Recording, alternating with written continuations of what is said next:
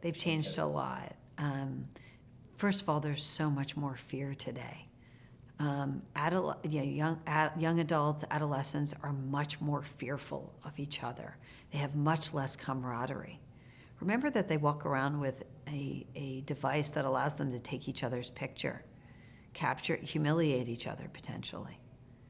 I mean, what they're most afraid of is social humiliation, and they walk around with a device that, in some sense, might as well be a gun for all the damage they can do to each other, and they are much more wary of each other. When I meet young men, I have a new book coming out in February called Bad Therapy: Why the Kids Aren't Growing Up.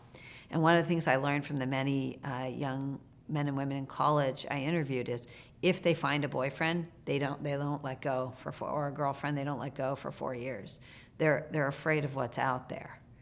The ones who are dating tend to find one person and stick with them, because they really are much more fearful of things like dating around. They have a lot less comfort with each other. Remember, they also spent a lot less time together than the previous generations did. Do they have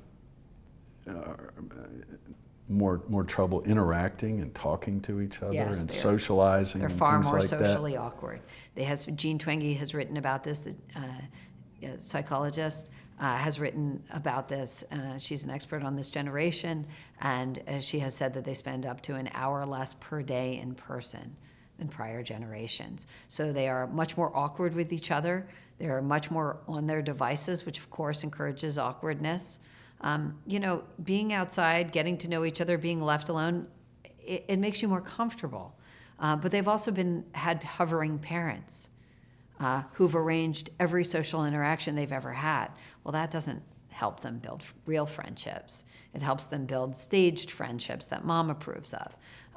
For the first time, you had parents choosing their kids' friends, whereas our parents never chose our friends, and probably weren't crazy about some of our friends, but they didn't get to choose. But now parents are completely directing it, and what they're raising is a generation with